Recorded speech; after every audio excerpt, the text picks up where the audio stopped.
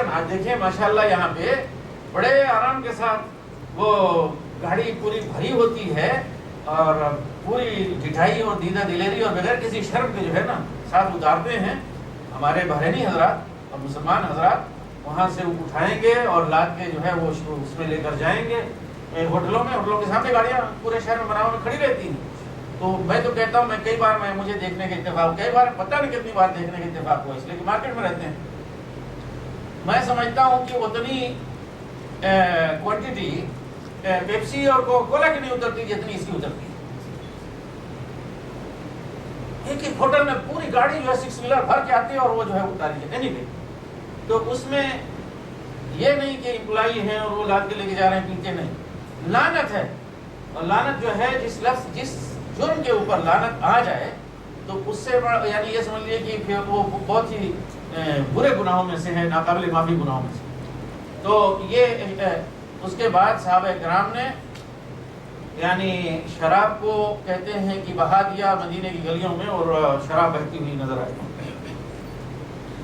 تو اس کے بعد فرمایا اگلی آیت میں کہ اہل ایمان کے وہ لوگ جو ایمان لائے اور نیک عمل کرتے ہیں ان کے اوپر کوئی حرج نہیں ہے اس چیز میں جو وہ کھاتے ہیں. یعنی حلال چیز جو پیچھے بتلایا گیا پچھلی آیت میں کہ پاکیزہ چیزیں جنہیں اللہ نے تمہارے لیے حلال کیا ہے اسے کھاؤ, اس کو حرام نہ کرو. تو یہاں پہ یہی کہا کہ اس میں کوئی انتباس نہیں محسوس کرو کہ ارے بڑے متقی آدمی ہیں اتنے جو ہے اچھے جو ہے نا ڈشز کھا رہے ہیں اور اللہ کے عبادت گزار بننا چاہتے ہیں اور 4 قسم کے کھانے اور بڑے مسالے وغیرہ ڈال کے کھا رہے ہیں. کوئی حرج نہیں ہے, کھاؤ, یہ ساری پاکیزہ چیزیں ہیں انہیں کھاؤ. اذا متقوا اگر وہ تقوی اختیار کرتے ہیں یعنی اس کے اندر حرام چیزوں سے بچتے ہیں اور اسراف سے بچتے ہیں, وہ چیزیں جو اس کو غلط کرنے والے خراب کرنے والے اس سے بچتے ہیں, تقوی کی روش سے اختیار کرتے ہیں. تو کوئی کھانا جو حلال ہے کھائیں, جتنا بھی کھائیں اور جتنی بھی نوعیت کی ڈشز بنائیں, جتنے ہی لذیذ کھانے پکائیں, اس میں کوئی حرج نہیں ہے بشرطے کہ متقی ہوں اور ایمان لائے اور نیک عمل کریں. آگے اہل احرام سے متعلق جو جنہوں نے احرام پہن رکھا ہے جو عمرہ اور حج کے لیے, تو ان کے اوپر شکار کی ممانعت ہے. تو اللہ تعالیٰ نے فرمایا کہ اہل ایمان اللہ تمہاری آزمائش کرے گا کچھ شکار کے ذریعے سے. واقعہ یہ ہے کہ کوئی بھی حکم دیا جائے یا کسی چیز سے منع کیا جائے, اگر وہ چیز موجود ہی نہ ہو تو امتحان ہو گئی. مثلا کہا جائے کہ شراب حرام ہے, پیچھے کہا گیا شراب جو ہے شیطانی عمل ہے. آپ کے اطراف میں کہیں بھی شراب نام کی کوئی چیز ہی نہیں, ختم بات, آزمائش نہیں ہے. لیکن اگر کہیں ادھر ادھر آپ کو کوئی دکان مل گئی, نظر آ گئی چیز, تو آزمائش ہے. اسی طرح سے ایک چیز کی ممانعت کی گئی ہے حالت احرام میں, وہ ہے شکار. شکار نہیں کر سکتا موری, نہ خود کر سکتا ہے, نہ کسی شکاری کی مدد کر سکتا ہے, نہ کسی سے کہہ سکتا ہے کہ شکار کرو. نہ اگر شکار وہ کوئی شکار کر رہا ہے وہ دیکھا کہ وہ چھپا ہوا ہے اسے بتا بھی نہیں سکتا, وہ دیکھو ہرن وہاں پہ بیٹھا ہے. یہ ساری چیزیں ممنوعات میں سے, محظورات میں سے احرام نہیں کر سکتا. تو اب اس کی آزمائش ہوگی اس پابندی کی کیسے, اس طرح سے کہ اللہ سبحانہ و تعالیٰ وہاں پہ شکار خود سامنے لائے. تو آج کل تو خیر شکار وکار ہے ہی نہیں ہے کہیں کچھ. وہ اتنے لوگ آتے ہیں اور اتنی کثرت سے آتے ہیں اور سال بھر آتے ہیں کہ کوئی شکار کا کوئی سوال ہی نہیں. اور سعودیہ والوں نے تو خود ہی اپنے بر اور صحرا میں جو ہزاروں کلومیٹر اسکوائر میٹر میں پھیلا ہوا اس کے اندر کوئی ہرن وغیرہ نہیں چھوڑا. حالانکہ ان کے یہاں پہ مہا نام کا وہ ہرن کی ایک قسم جو ہے بہت مشہور, آپ حضرات دیکھتے ہوں گے الحریم میں ہے. تو جزیرہ نما عرب اس کے لیے بہت مشہور تھا. وہ دور دور دور تک انہوں نے چن چن کے مار ڈالا, شکار کی کوئی چیز ہی نہیں باقی رہی. بہرحال یہاں پہ کہا گیا شکار کچھ آئے گا سامنے جو تمہارے نیزوں کی اور تمہارے ہاتھوں کی عزت میں ہوگا. تم پکڑ سکتے ہو, نیزوں سے شکار کر سکتے ہو. کبھی کبھی لبھانے کے لیے اور لالچ جو ہے پیدا کرنے کے لیے بالکل سامنے آ جائے گا, لو مجھے شکار کرو. تو یہی تو آزمائش ہوئی, یہ امتحان ہوا. تو فرمایا کہ اس طرح سے اللہ تمہارا امتحان لے گا تاکہ اللہ دیکھے اور جانے کہ کون ہے جو اللہ سے غیب میں رہتے ہوئے ڈرتا ہے.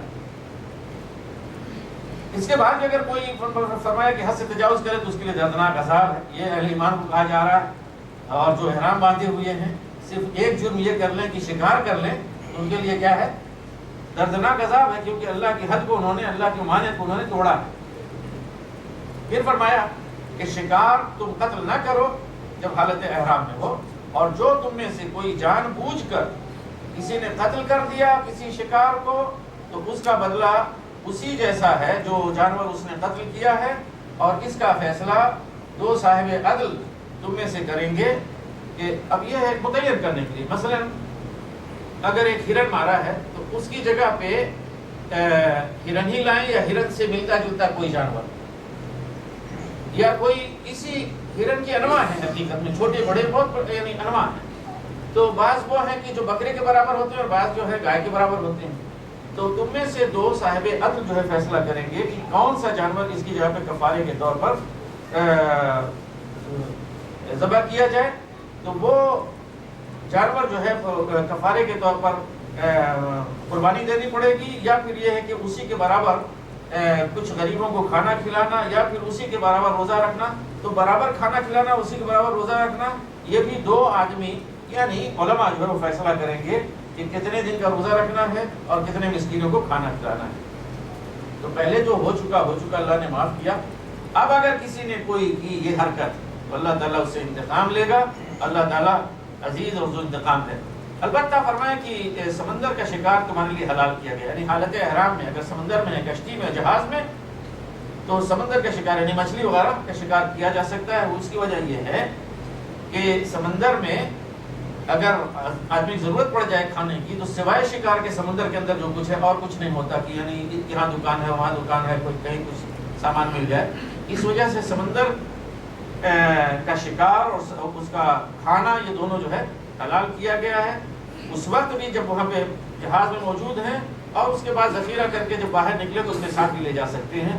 البتہ خشکی کا شکار جب تک تم حالت احرام ہو تمہارے اوپر حرام کیا گیا ہے، اور اللہ سے ڈرو جس کی طرف تم سب کو جمع کر کے پلٹایا جائے گا.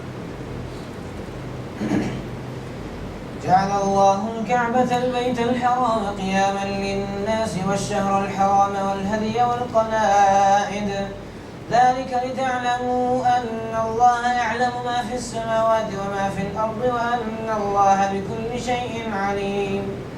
اعلموا أن الله شديد العقاب وأن الله غفور رحيم. لا على الرسول إلا البلاغ والله يعلم ما تبدون وما تكتمون. قل لا يستوي الخبيث والطيب ولو أعجبك كثرة الخبيث فاتقوا الله يا أولي الألباب لعلكم تفلحون.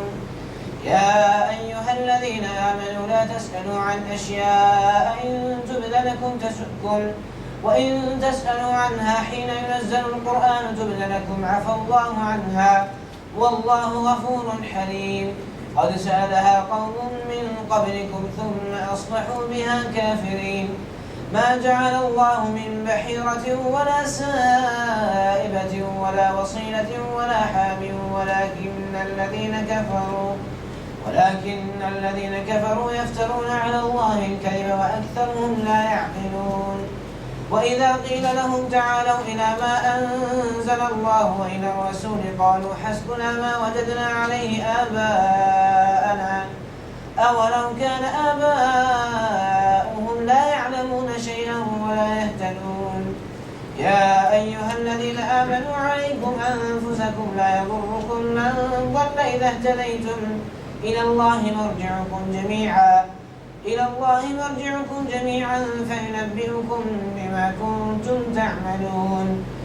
يا أيها الذين آمنوا شهادة بينكم إذا حضر أحدكم الموت حين الوصية اثنان ذوى عدل منكم أو آخران من غيركم إن أنتم ضربتم في الأرض فأصابتكم مصيبة الموت تحبسونهما من بعد الصلاة فيقسمان بالله إن ارتبتم لا نشتري به ثمنا ولو كان ذا قربى ولا نكتم شهادة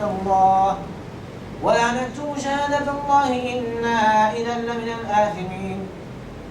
فإن عثر على أنهما استحقا إثما فآخران يقومان مقامهما من الذين استحق عليهم الأوليان فيقسمان بالله لشهادتنا أحق من شهادتهما وما اعتدينا إنا إذا لمن الظالمين.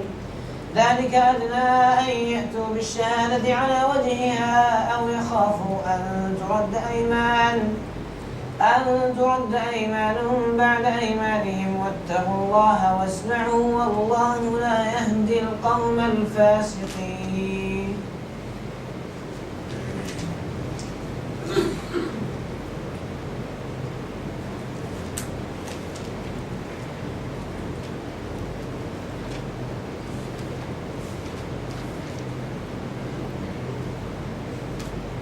اللہ نے مکان محترم کعبہ کو لوگوں کے لیے اجتماعی زندگی کے قیام کا ذریعہ بنایا اور ماہ حرام و قربانی کے جانوروں اور قلادوں کو بھی اس کام میں معمول بنا دیا تاکہ تمہیں معلوم ہو جائے کہ اللہ آسمانوں اور زمین کے سب حالات سے باخبر ہے اور اسے ہر چیز کا علم ہے۔ خبردار ہو جاؤ، اللہ سزا دینے میں بھی بس سخت ہے اور اس کے ساتھ بہت درگزر اور رحم بھی کرنے والا ہے۔ رسول پر تو صرف پیغام پہنچا دینے کی ذمہ داری ہے، آگے تمہارے کھلے اور چھپے سب حالات کا جاننے والا اللہ ہے۔ اے پیغمبر صلی اللہ علیہ وسلم، ان سے کہہ دو کہ پاک اور ناپاک بہرحال ایسا نہیں ہے، جو ناپاک کی بہتات تمہیں کتنا ہی فریفتہ کرنے والی ہو۔ بس اے لوگو جو عقل رکھتے ہو، اللہ کی نافرمانی سے بچتے رہو، امید ہے کہ تمہیں فلاح نصیب ہوگی۔ اے لوگو جو ایمان لائے ہو، ایسی باتیں نہ پوچھا کرو جو تم پر ظاہر کر دی جائیں تو تمہیں ناگوار ہوں، لیکن اگر تم انہیں ایسے وقت پوچھو گے جب کہ قرآن نازل ہو رہا ہو تو تم پر کھول دی جائیں گی۔ اب تک جو کچھ تم نے کیا ہے اسے اللہ نے معاف کر دیا اور وہ درگزر کرنے والا بردبار ہے۔